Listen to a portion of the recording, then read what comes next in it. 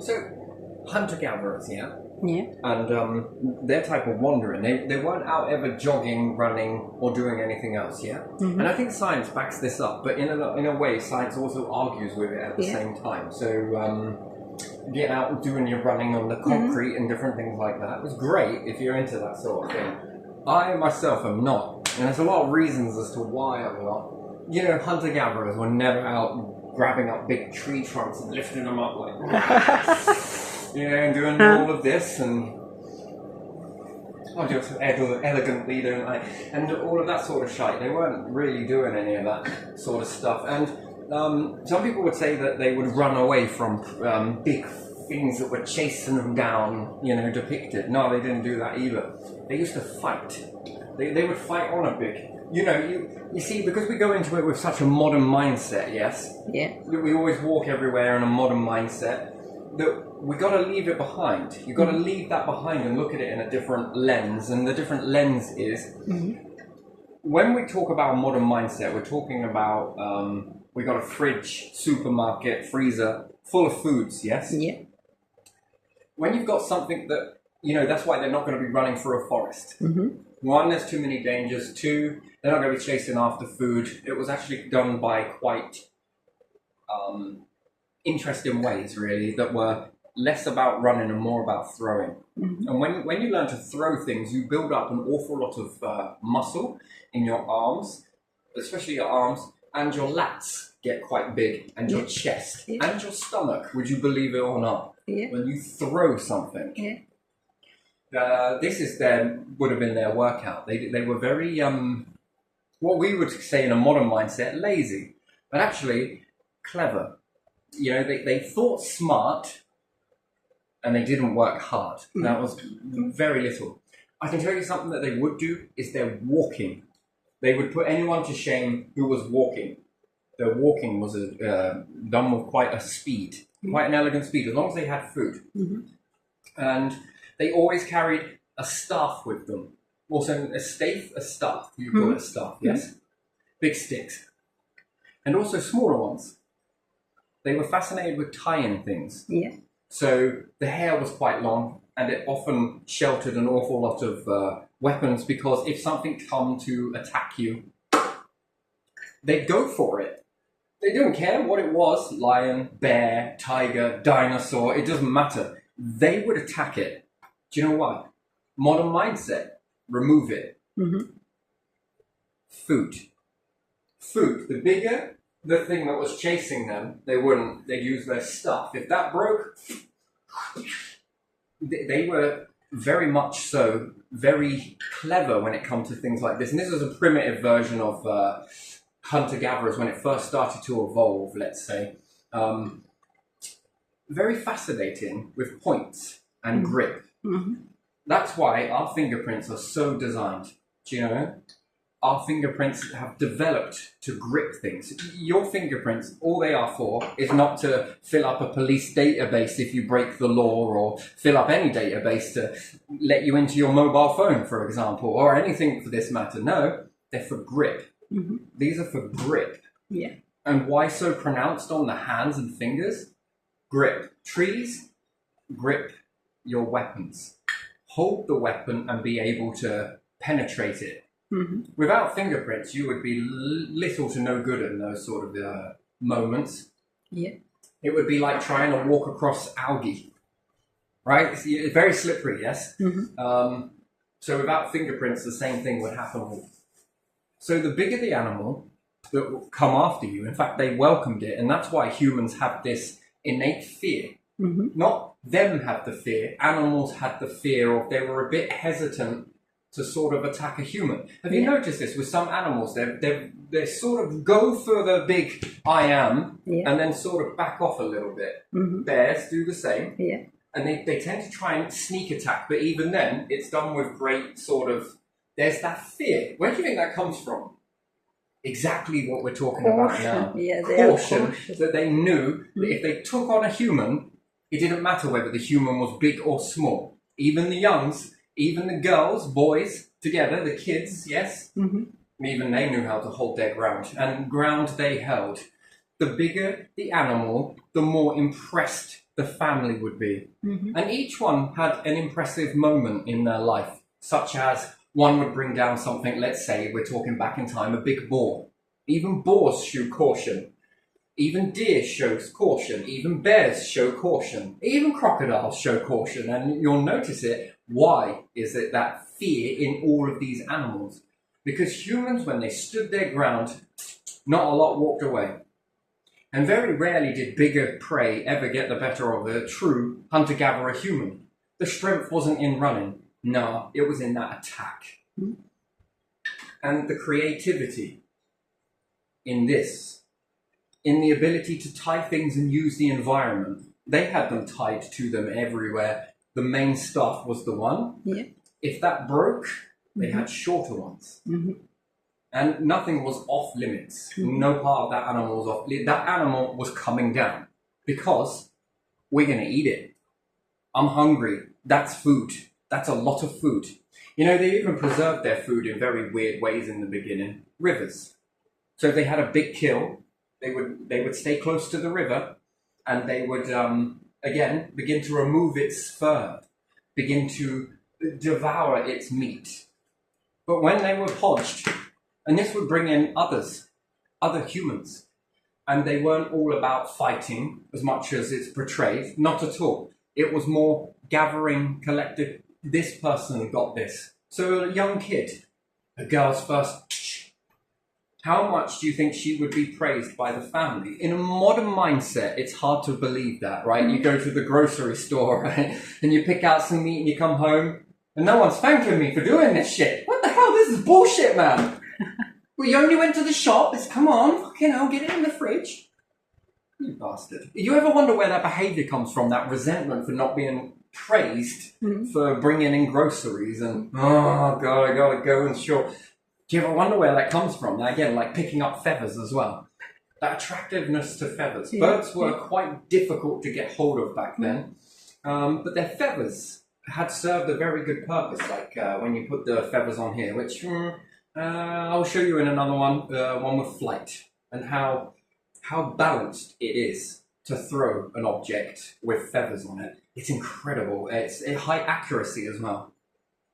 So using their hair, much of their hair, sacrifice, burn it off, whatever, then you tie it. You can tie an awful lot with it. Yeah. And what's more, hair is easily tied to other hair, also known as dreading. Dreadlocks, which would have been quite common in all areas, private parts and head. It's interesting to think about that, but to dread it purposely for a purpose of holding things. In battle, when you're becoming the menu, no, I don't think so. You didn't expect that, did you? You're going to be eaten now. You know, it's in everyone be like, oh, it's so cruel, but it's so true. And they got smarter and smarter and noticed how hair was able to hold on to things. Yeah. Could this hold on to a prey? So if I had a long piece of hair and I observed a bird and what it eats, I can put its food along the hair. And as I stake one part in, tie it up really well, you may think that that is easy to break. But to a bird, it is not. Once it eats it and it gets into its stomach on a piece of grain, you've got fresh food. The bird may pull away from that. And again, stake in the ground, hair on it. Long hair attached to dreaded parts of hair onto another dread that keeps on going and going. And then loads of frays at the end of this with this hair. So you've got different frays going off in multiple directions. And very carefully using your same tool to poke a hole through something, piece of grain, whatever you notice the bird eating. And you thread it through and then knot the hair so that the piece of grain stays on. And a long piece of this over here, a bit over there, but mainly staked to your number one tool. The bird comes. You're a very far distance from it, watching this, observing this piece of hair. The birds come and eat it. Once it's on there, it can't pull away from it. The hair won't come back out. Once it gets in, great way to survival technique in SAS is this would be a utilized way. I wouldn't use hair in modern times. I would use different types of medium that I find in the woods. So there's many things to do it with. Alternates are just as good. Also, fishing hooks on the end of hair. Interesting. To a small fish, you know, it's not about how big the fish was. It's about quantity. How many can you get with this? That's the thing, and it will hold quite a lot. Again, hawthorn, anything, any type of thorn you can really use, to be honest. More intricate. Again, the same tool that pushes through the hole. There you are. Hence why the need to make from bone needles. I don't think they were used for sewing to start with. No. I think it was used to push it through something in order to make a hair or type object to go and thread through the form. And it needed to be quite small in order for this to happen. Even sinewed from deer tendons, even tendons from an animal. And some of these animals were quite big that they were going after. The bigger the animal, the better the tendon. And then again, you can make sinew from it. Thread this through. And then hair, again, it's hair. It's combined hair. Sinewed is technically, tendons are hair. Nails are hair. Rhino horn is hair. It's interesting, isn't it? When you really start to... Now, if you think about it, you think, hair ain't strong. It freaking is, compared to the other animal. If it's lighter, if it's agile, you know, trying to get away from that is not possible. You can quickly come in, and then you are. You've now got a meal. And depending on how many you've got, you can catch flounder this way. You can catch much other fish, providing it's not pike. A pike would be a sad day. That would need a spear, or your stuff. The accuracy was incredible. Nothing hunted humans. In an instant, young, perhaps, but most of it knew. It knew. I smell them, I go the other way. This made it more and more difficult for humans because their ability to hunt was quite impressive. So, where was we going with this one? Yes, so storage of food and meat was done by submerging it into a river. So, if we take a bear, for example, let's say we were taking a bear, for example, and they stuffed themselves out on the liver. There's lots of flies everywhere, there's lots of this, there's lots of everything else. You'd store it in a river. Usually, especially here in Britain, you've got 2 months, maybe 3 months where nature and foliage is growing, give or take. The rest of your months are full of coldness, and especially back then, if we're coming at the turn of an ice age, there's more coldness, brief summer. This window is getting bigger and bigger and bigger each year, but yet the colder one is getting smaller and smaller and smaller, and then it bounces back. The colder one starts to overtake, and then again it will begin to shrink for the summer and non-existent. You would expect it to go the other way as well. The climate begins to get hotter and hotter and hotter till winter is non-existent, and then it will bounce back again. Maybe not quite as 100%, and maybe we've disrupted the flow with pollution and different things like that. Obviously, yes. But again, refrigeration was done in rivers, mainly in rivers, especially when the warmer times come. You'd submerge it in a river. Then the need for basketry came about because the fish, although if you get into a stream, you've noticed it, there are pockets of fish, then pockets of nothing. Pockets of fish, then pockets of nothing. So this type of would have been a bit more pollution, other things, different factors have played into this, that there are much more smaller fish these days. It's stunted their growth, it's this, that and the other, lots of pollution, oh dear, very terrible. And the longer the rivers run, you know, some of them start to dry up as it is. But even in a small stream, I should be saying, the right word would be stream. Everyone thinks that food would be the thing that they would be close to, these hunter-gatherers. It's not true. Water. Water. You know, unless we're understanding. The reason why they found oceans in the beginning was because they followed this water, because they were curious. Where did it go? And plus they could be fed along the way. Plus they could be hydrated. It's very important to stay hydrated, more so than it is to be fed. That's just the way it is. We take it for granted again, because we take the modern understanding tap water. Just like a lever and you've got water. Wonderful. Fridge, you've got food at your leisure. Walk down to any part, town or anywhere else, even villages, you know. Shop, more shop. Which shop do I want to go to? There's so many shops. I'm starting to... Which loyalty card am I going to use today, you know? Who's going to give me the best deal? I mean, do I want to pay the Morrison's tax because I left that at home? Oh, I don't know if I want to pay that tax. What about the co-op tax or this tax or the Tesco tax, you know? If you bring your club card, we'll save you some money. Oh yeah? If I don't shop here at all, I'll save myself a lot of money. In fact, I wouldn't need money at all, actually. Yeah. Interesting, but still, you would, because it's illegal. You can't hunt and do this, this, and this. Well, you can, but you're not allowed to use certain bow and arrow. Illegal. Yeah. Spearfishing, illegal. This is all illegal, by the way. I believe that you need special permission to do it. And yeah, so also bow and arrow is also illegal. Yeah. You know, but shotgun, farmer's license, no problem. And you can kill as many as you want. Leave all their carcasses to rot for all we give a shit. I do care about that. It's not food that's been utilised. Myxomatosis, anyone? It would make great cat food, and you farmers could seriously be making some serious ping out of your land if you knew how to utilise it correctly. Get thrifty. How can I evolve this into many places and many things at once, you know? I'll show you what it's going to cost you. In the beginning, you're going to need a lot of resources. Not really. And, yeah, so following the river, right, and eating some fish here and there, I mean, keeps hunger away, right? Yeah, it does. And then a big animal might want to be like, never seen any of these bloody baldies before, you know? Where's all their fur gone? I'm going to eat it, you know? And then humans just like, oh yeah, that's what I want you to think. And it comes over and, oh well, you met your demise, and the rest are like, oh fuck, did you see the big one? He just got knocked out, let's go.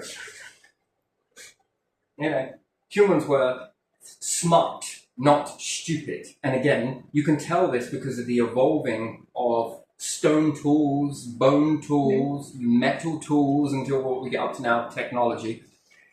This does not come from stupid species. This intelligence is always there, but it's always channeled in a different part of the compass, let's say. Sometimes it went south. Still, south was very good. Sometimes it went north. Technology is more east, maybe. A little bit of west, but still. Yeah. And perhaps it's a bit more this way, and a bit more this way, and a bit more this way, but still the intelligence is still there. Need to know for the intelligence. You know, if you go back in a time machine and offer them a mobile phone, it's no good, right? It's just not going to fascinate them. Wouldn't you like a mobile phone that tells you anything? Nah. Bring them to modern day. This is fucking boring. You're pulling it out of the arena that it was in. I'm sure that they all come together eventually, but it all goes in a very different way. And therefore, we forget. We forget so much stuff.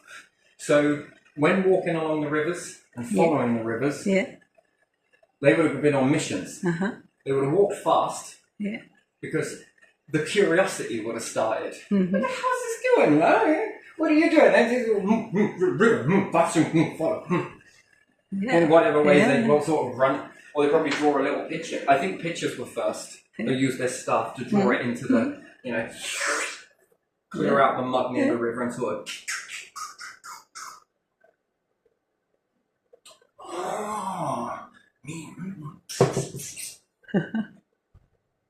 Yeah, a lot of sign language, and I think there was an understanding and the unsaid, but still help with drawing to follow the river, and then when they get to the other end.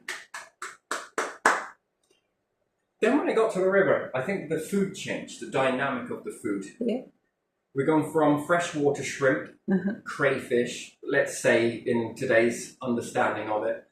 So we've got crayfish, which are very easy to catch. You've also got catfish. Did you know in all rivers, I noticed there's people around that are playing in the rivers, and I've shown you this, and my daughter as well, that if you're patient, you don't need a rod, you don't need a net, and therefore I don't think you need a license. If you lift the rocks up very slowly, you can catch shrimp with your hand. You can also catch catfish. We have them here in Britain. They look like plectras, plekies, but they're freshwater plex and cold water plex, so they're a bit smaller. But again, how many can I get within an hour? Probably like over 1,000 of them, just with your bare hands, and you can pick these up. Now, they're bottom feeders. In modern times, to eat those would probably not be good with a lot of the stuff they're pumping into the rivers, right? Factories and water companies and different things like that. Very bad. But back then, clean. Ooh, it's very clean. They're still bottom feeders nonetheless. But you can eat them.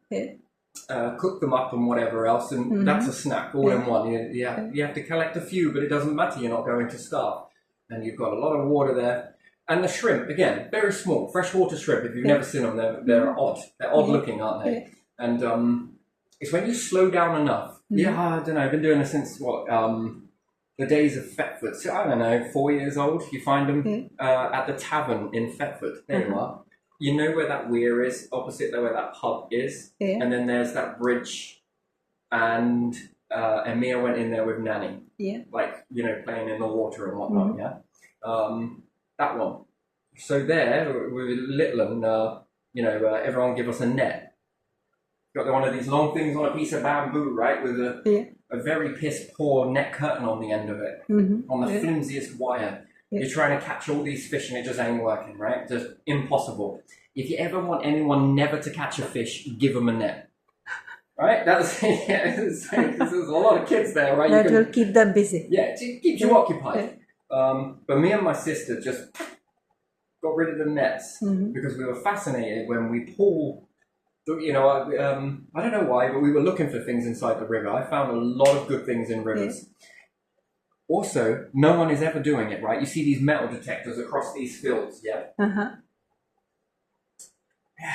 Did you find anything? Just a load of old bullets. Did you find anything each and every single year for the best part of 20 years of my life? Have you found anything? Just a few bullets. Some might find a coin.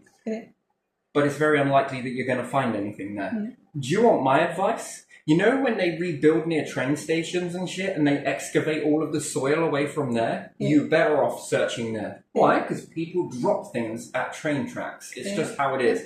50p, £1, £2 coin, an old penny, 2 pence. It's all there. It's all at train stations, right? For us, the oldest train track that you can find when you start excavating the soil and they're putting it up in the dump trucks and they're like, go on, take it. It's like, where are you taking my treasure? Bring it back. I want to sift through that. I know I'm going to find some shit there. I know I'm going to find a lot of stuff there. In the middle of a field somewhere where there's been nothing but forest and shrubbery growth for millennia. I don't think you're going to find much. Well, we found all these bullets. I don't know, but what do you do with all the old stuff that you want to kind of get rid of and on an aeroplane and some of them didn't fire and during a war? What are you going to find? This shit. You're going to find money there? Yeah, because they're exchanging money with the Germans. I'll give you this for a packet of cigarettes whilst they're flying the aeroplane. Okay, then here's some cigarettes. Oh, just dropped all them. Oh, you've got the cigarettes in your wanker. Right, cigarettes. They're not going to be doing this, right? So, what is it you hope to find here? Some old antiques and stuff. And people do find it, but again, it's like fishing with a net. We're going to be here a while. What you want is to buy some of that soil from the train stations. Hey, have you got any soil that you've unearthed away from an old train station or something? Why, yes, we fucking do. The council are all sitting up in their seats right now, like, this is good. Let's go cash in on this. Why are we not doing this? Because, I don't know, maybe it's because you never thought of it. Let's grind all of that down and let's go through it. We can lay it out in loads of little, very thin layers. And then we can charge the metal detector companies that, you want to find some shit? You might not, but come on. 40 quid an hour. Oh, and by the way, terms and conditions, which you didn't read the small print, if you find anything worth of any value, you owe us like 60%. Okay, I want to feel greedy. 75%. So whatever it sells for, 75%, But the good news is you can keep hold of it and not sell it for anything, and you can keep all of it. But if you do sell it, 82%. Inflation, 85. What am I saying? Right? This is where you're going to find stuff. And then you're going to have loads of people out now at fucking train stations, but that doesn't work because there's too much metal there anyway. They're going to pick a tracker pack, Terrible, and it's illegal, and there's a £1,000 fine if you get caught, man. Yes. There is, good for good reason, because you get some dumbasses. It's a shame the animals don't listen. £1,000 if you don't get off this track. You didn't give a shit, you mean? Take a long good look at my face. This is what no gives shits look like. But anyway, so still, and second to that is rivers. So when digging through the river, you can find shell, Yeah. which we have done, Yeah. medieval tools. Yeah. Rivers are the place to do it. And while you're there, you might as well pull out any glass that's in it. Yeah. You might as well also, move some of that stuff that you're pulling out and want to sift through and put it up on the bank. Yeah. Because you'll be doing a mighty public service, I can assure you, because whilst you're trampling through there, pulling out all of this stuff to try and find treasure, there's loads there.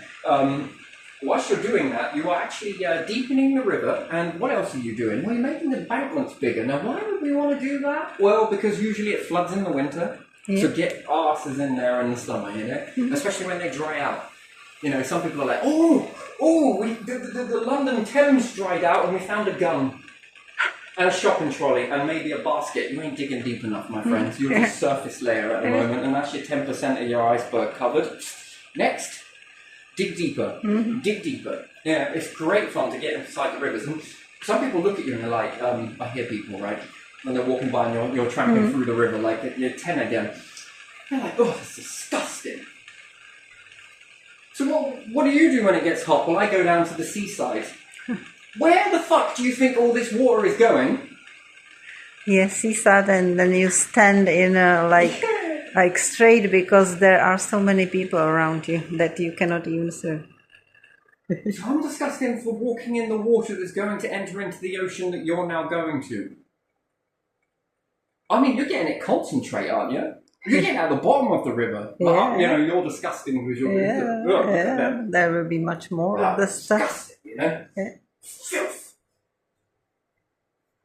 Hang on a minute. Hold on a second. Where does this go again? Oh yeah, to the sea. Which we come full circle in this video, which is the old Mesolithic hunter-gatherers that were first find a river. When the land starts to dry out a bit more. What should we do today? We'll follow this.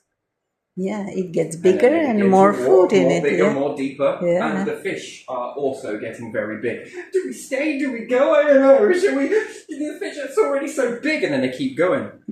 And then they meet the ocean. Yeah. And when they start to meet the ocean, I mean, the tools have to change. Yeah. And what's more, the water begins to... What the hell's going on in here? Don't drink the sea because the fish fucking it. You ever wondered why it's so salty?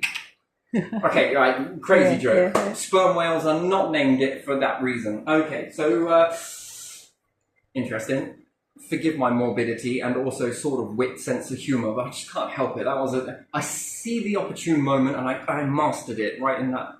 So forgive me, but I ran away with myself a little bit then. I shall not do that again. So then the shrimp changes. Then you've got hard shells and different meals to eat. Yeah. Razor fish, clams, all of that. And they say, when the tide is out, the table is set. Yeah. And isn't it just? Yeah, it is. So then they would begin to expand on knowledge. Seafood, walk up river when summer comes. Yeah. Stay near coastline, but still close to the river because fresh water is still important. They didn't just automatically start distilling water, salt from fresh. Yeah. That sweat's got to go somewhere, I suppose. But, so do you think they smelled bad? No. I think they were water creatures. The only exercise they really ever did do was swimming. So, as opposed to someone running, myself, being someone, and I'm running down the road, I'm limiting my muscle to bottom half and perhaps, I'm getting very hot and my heart is pounding faster than it's ever done before. But I am speeding up my metabolic rate and therefore I'm speeding up my hourglass. So if you imagine heartbeats being grains of sand inside a hourglass, when I run, the sand moves quicker. Then it starts to slow down when I begin to... and then you've got chilblains. What else have you got? The running on the concrete, which really damages your... if you want a full workout that really utilizes your muscles in all places, Swimming pools are it. Swimming is it. Rivers is it. Yeah. You know, I wouldn't say rivers are a bit more dangerous. I'd say stick to, you know, more so with swimming pools. They're safer. You've got lifeguards. But wouldn't it be nice to have that, you know, so we go to Thetford and then there's the nuns' bridges and then there is that swimming pool that the monastery used to have, which is nunnery, actually. I think it was nunnery. They gave that land to the people in Thetford, not the council, not the establishment, but the people. That was the agreement that they got that land. That's how it is. So there is a swimming pool. I don't know if you notice it. It's hard to see it, but that is for swimming. Yeah. And again, keeping up with physique. This is a nice place to go. However, you've got a few minority of the people that think it's funny to go and smash glass bottles in there. Again, alcohol. It always relates to alcohol. Have you noticed how many alcohol bottles are inside the river, Tiffany? Yeah. Have you noticed how many alcohol bottles are in the river in Thetford? It's all alcohol. Alcohol. It's no other glass, just alcohol. Yeah.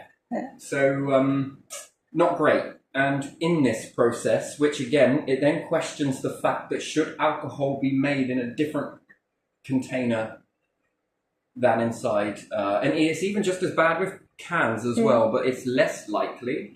But after time, they rust down and break down and everything else. But again, still you can tread on this. But the glass, the amount that lady pulled out that particular day, and a massive shout out to her. I didn't catch her name or whatever, but that is honourable. That is a public service. But even with what she did and the amount she brought out, we're still there from the last time we were there, which was how many years ago?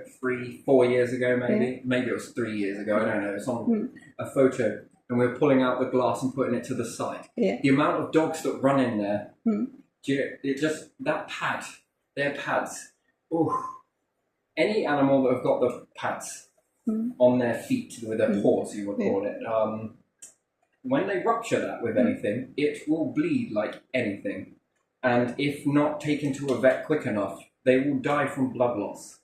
So, on the side of caution, when, you know, there's an awful lot of glass there, and it doesn't look like it because the algae it's covered.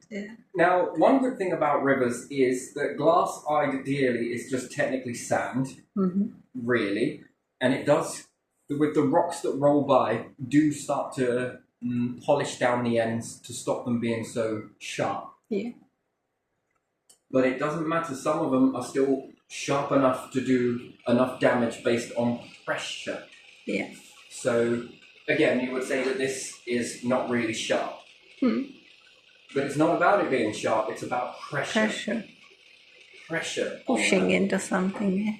And then, that would be a bad day for any pet owner that lose their absolute mind, which then begs the question as to why this place where people walk, there are no first aid kits anywhere. There's no big expedition, and you see the kids that are playing in the water, and they are. Some of this glass can wash down, but it's a lot of it. I mean, I don't know, probably picked up like 50 bottles already. And some of it's in pieces. My word. So you get close calls, so that's the first thing you want to look out for. But I don't think laws are doing it. I think that there might need to be a new way of making a bottle that doesn't, you know, break, like car glass on a windshield. But even still, this still can cut you. Doesn't mean that it won't, it just means that it's less likely to.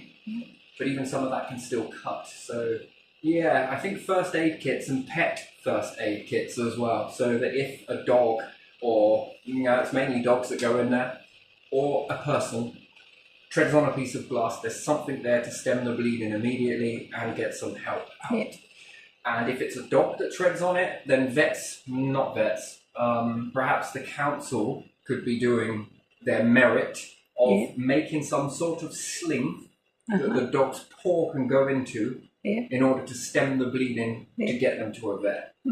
Again, it's like emergency first aid. It's going to be more likely to be a dog. The fact that it hasn't happened already is maybe it has. Maybe you just haven't heard about it. But maybe a different time. So I've got quite a scar on my foot.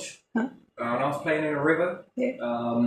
I trod on a piece of jagged glass and it went through my foot among 6-foot nails and other things. They squeak when you pull them out, by the way. I go on right at the back of my heel. It was heel foots. And I've had a 6-foot and a 3-foot. Yeah, the one I got on the heel went all the way up, so it didn't hurt. It hurt after a few days of it being pulled out, but I mean, it wasn't rusty or anything. Healing was hurting. I mean, he went pale when I said, I got this in my foot. Just 2 seconds. Where are you going? To the shed? Why? Crowbar. Hold still. What are you doing? Do you want it out or not? Yeah, I do. It's crazy, right? It's a morbid thing to actually do, but it didn't really hurt all that much, to be honest. Surprising. But still, this nunnery place, it would be nice if there could be some sort of days where people, families, and different things like that can get out there, and lifeguards that are, go there for a particular day, certain days, certain weeks when the weather's hot, everyone goes out and has a nice time in the river, and to be more aware that just before these days happen, that it's checked for glass. And perhaps a certain type of netting gets put up just on these days across the river, from one side further up where people don't go, so that any pieces of this glass that do begin, because it's a stream or a river, it's washing it down. They get caught in this net, and then it gets pulled up at the end of the day. Any fish gets put back into the water, obviously, or anything like that. So, yeah, very interesting. But still, crayfish are very easy to catch without nets. It's all about patience. So, again, in the river in Thetford, these are the American crayfish, not the native British crayfish. These ones are a danger to our native crayfish. They also taste very good as well. I'm not going to lie. Okay, these are quite tasty. Bit rubbery if you get it wrong, but again, quite tasty. And you can catch them with your hands. You've got to be in the water, not when they're there, because they often venture out. But they don't really observe the area very much when they come back. And if you're there and you're ready and waiting, and you observe where they've come out of, they will, often than not, they will head back to these areas. And you can grab them with your hands. Mind you, if they catch you wrong, you're going to know about it. But other than that, these, I can get like probably about 10 of these a day. I can keep well fed on this sort of stuff just by traveling the river. A little bit partial to this stuff. And just by following it, you can see how it can keep you really fed. Interestingly, very fed and quite nourished. So in this environment of eating fish and shellfish, anaphylaxis is an issue, so if you've never eaten it before, I'd probably chew it and try it first, and then push it out and wait and see. If your lips blow up, do not eat it. Don't swallow. It is a good... You have to be cooked, and you have to remove the entrails, which is very easily done. I ate the sea ones. I think they're a bit of both, same thing. And you've also got shrimp, again, and your catfish. Also, you've got them in the sea too. So, either or, bon appetit. And again, if there's pollution, high levels of pollution, but it would be nice to have lifeguards on these areas at times to sort of make it a bit more fun. Because, the temperature, it's not heated, it doesn't need cleaning, you are being in that presence alone. Have you noticed where anyone has been in rivers, this is one thing, that's a sad thing that we've noticed in these days, is how clean the stones are. The algae has nowhere to hold on to in it, and then the stones become very clear. You can start identifying quartz and flint, and you begin to identify the stuff. Usually it just looks all very green because of the algae. But again, by and large, algae isn't that bad when it's in a river, 100%. But it is, because it causes blooms. But the less of movement wading through water and doing different things, this will cause a problem later on because it starts to bloom. And when it does, it's a muncher of oxygen, I believe, quite a bit. And it can also cause a very stagnant smell. So, but even still, if you're safe enough, you can have quite a good time in a river. Obviously, looking out for glass. First, you want to have a sweep. A quick sweep for this dangerous stuff.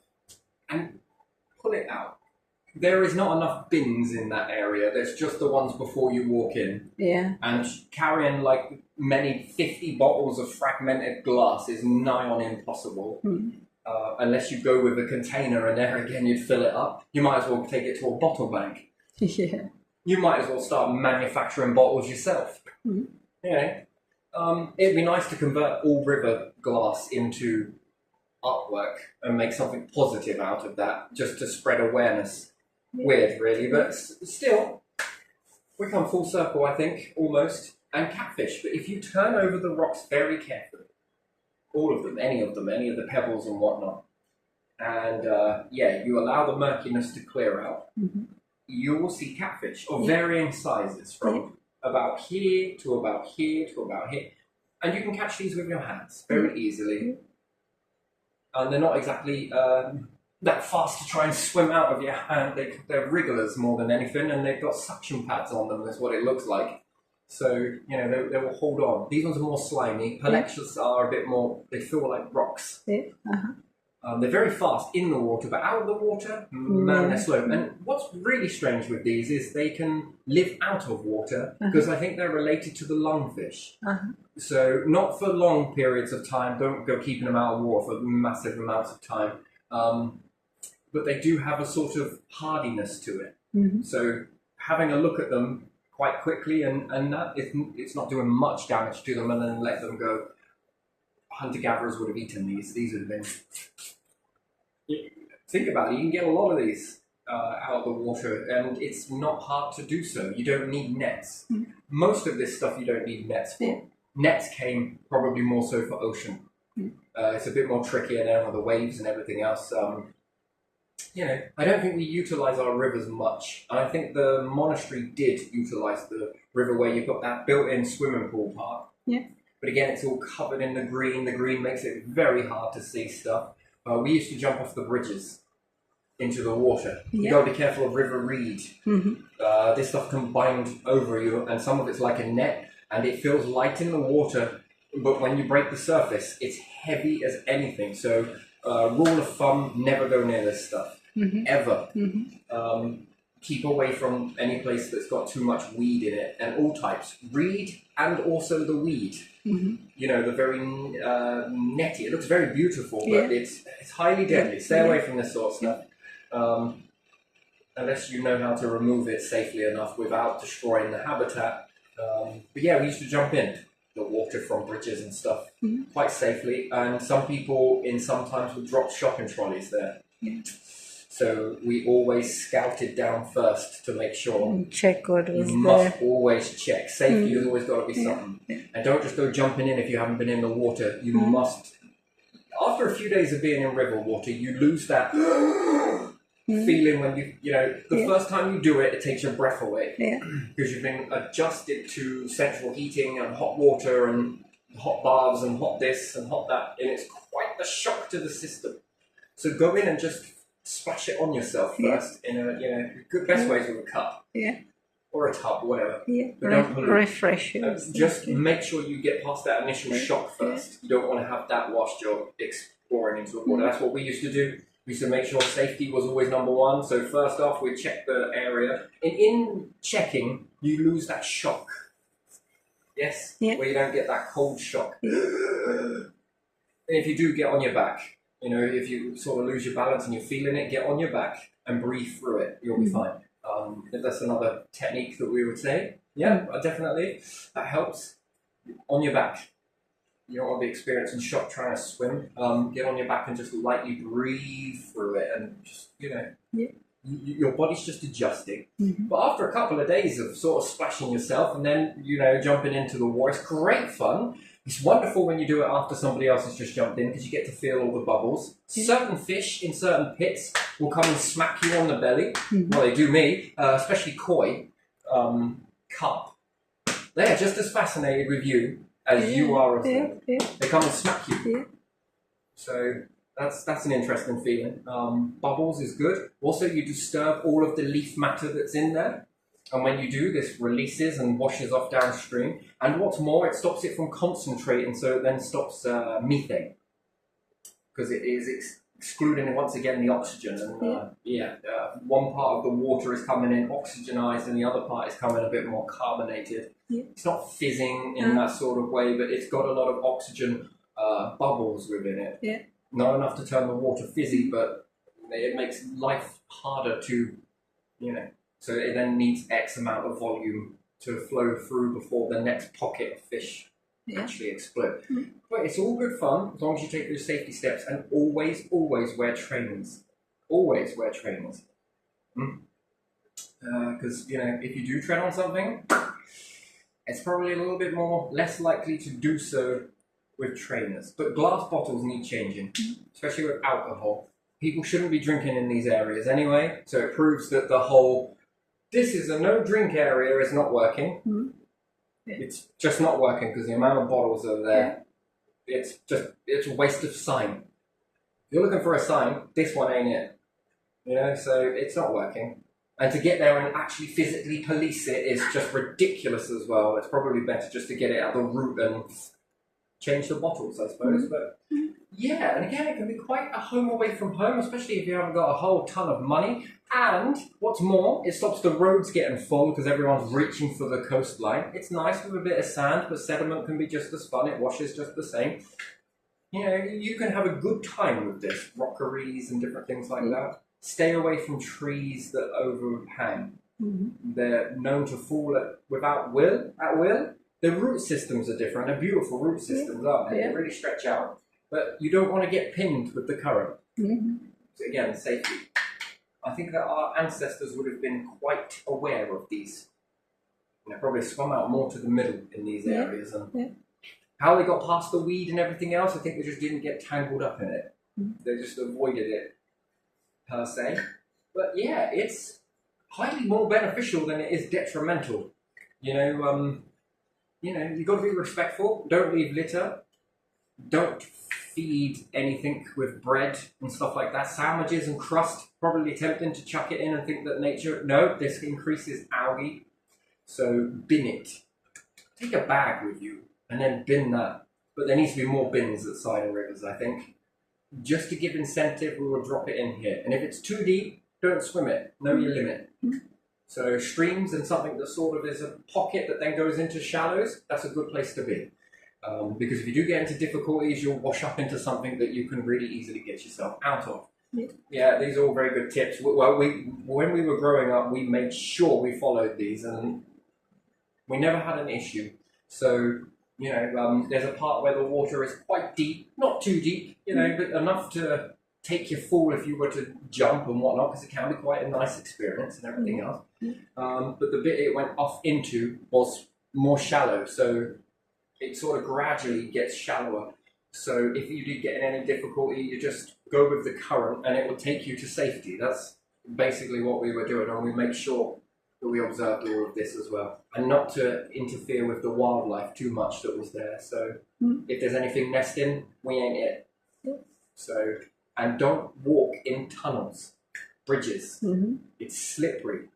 So most places where you'll have an accident, slip and hurt yourself quite a bit. And if it's too bad, usually at the end of the tunnel, there's a deep area. And you don't want to be having yourself bust with an ankle or something else because you walked in there. And that's very dangerous. And weirs, stay away from weirs.